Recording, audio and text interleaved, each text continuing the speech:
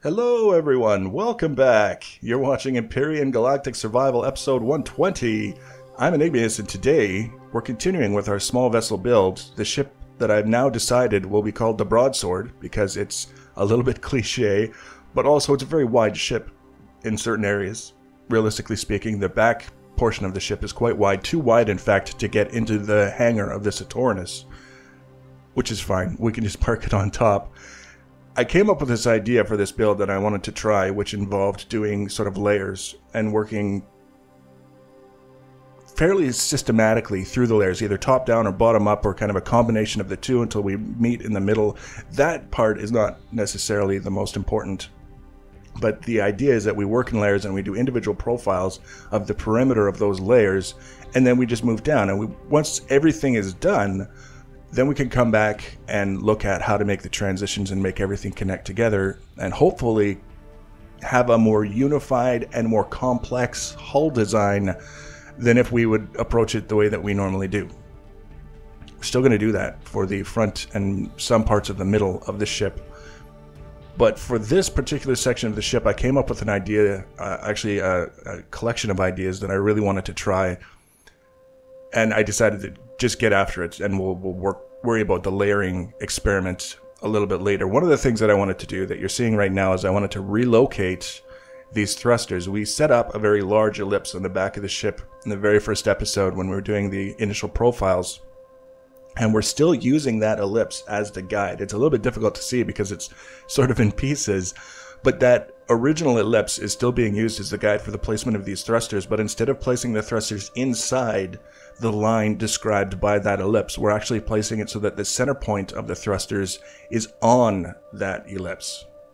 And that's how we're just moving them to the outside of the ship ever so slightly without having them way outside. You can see sort of that shape that we've got on the front there is an indication of the shape that the thrusters are following in order to make sure that everything lines up and we get something that's not quite angular. If you imagine real hard, you can sort of see how they're following a curved profile on the outside edge. And then I just wanted to get some blocks in place in the middle to hold everything together, so to speak, because they were kind of drifting out in the middle of nowhere for a little while there. It's always nice to have everything connected, whether we need it to be specifically connected according to the game rules or not.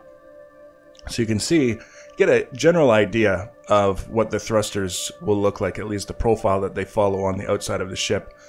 And then moving on from there, I wanted to start taking another look at this transition from the middle of the ship to the back and making sure everything has an opportunity to work together well. And just like with all of my other builds, nothing that we do here has to be permanent. Nothing that we do here represents an idea or a design that we're committed to.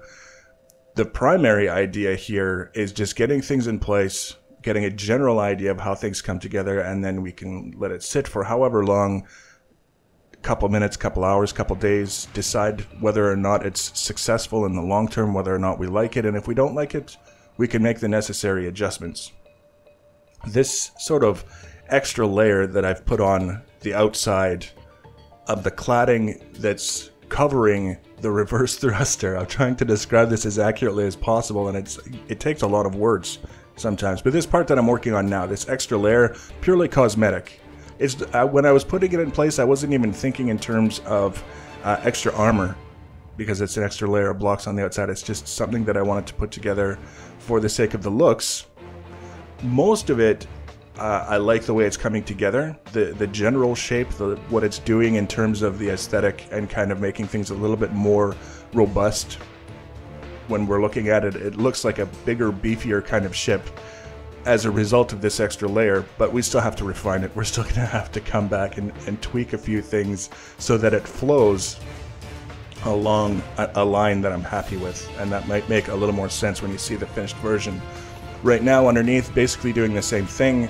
This is purely cosmetic, trying to fill in an area that's going to have to be filled in as part of the structure of the hull, but it's being done in a way that isn't necessary. It's not structurally necessary to have it working at that angle or anything like that. It's just looking at it and saying, okay, what can I do with this that doesn't involve just having a 90-degree angle that's softened by a 45-degree block in the very corner. So the whole idea with all of these different pieces coming together is that this can be a really, really complex part of the ship. We've got the back, and then we've got the middle tube coming together, and then we've got different curves taking place, and then we've got the section where the reverse thrusters are going to be, and now we've got some extra consideration for the forward propulsion thrusters that we've just relocated.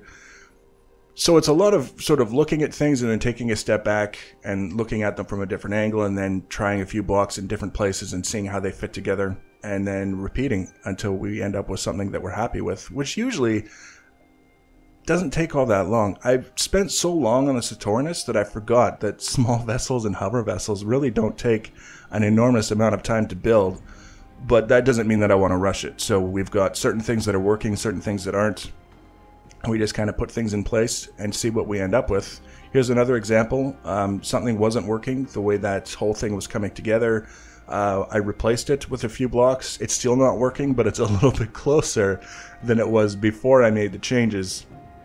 I'm really just trying to fill in this portion now, bringing it back towards those the forward propulsion thrusters. And I keep trying with those inside corner blocks. I keep trying in the back of my mind. I know that I'm not going to be happy with it, and I keep saying that I know I'm not going to be happy with it. It's like multiple layers of insanity. I keep trying something when I know and knew a long time ago that it wasn't going to work. The one day that it does work is going to surprise the hell out of me, but it'll be a brilliant moment, and I'll be able to use all of these failures as justification because we arrived at something that actually did work. You can see now, talking about what I was talking about with closing it off, that portion of the hull is almost completely closed off. And this is where it gets really kind of wonky. Like this particular transition here, I would like it to be smooth, elegant, you know, the fewest changes in the direction of the line as possible, but look what we end up with. It's just, it looks like it used to work and then someone came along and smashed into it with something, and now it's just a little bit off. So knowing it, understanding it is a big part of the solution, and we'll get it fixed before we declare it a finished ship. It's not going to be that big of a deal. Right now what I'm doing is I'm placing a couple of blocks that we can use. It's kind of tricky sometimes to place these large thrusters. You have to sometimes put some temporary structures in place just so you have something to mount them to, and then you can remove the temporary structure. But here's one of the smaller of the jet thruster blocks, and putting it in place for a little bit of extra reverse thrust. Functionally, it's very important, I've found, with these small vessels. When you're fighting drones, the easiest way to avoid taking damage is to fight them from above them, because then they can't bring their guns to bear, they can't hit you. So it's very, very important to have enough reverse thrust to hold you up so that you can position your ship to fire down at them. So there's a very specific reason in this case for having that extra reverse thruster.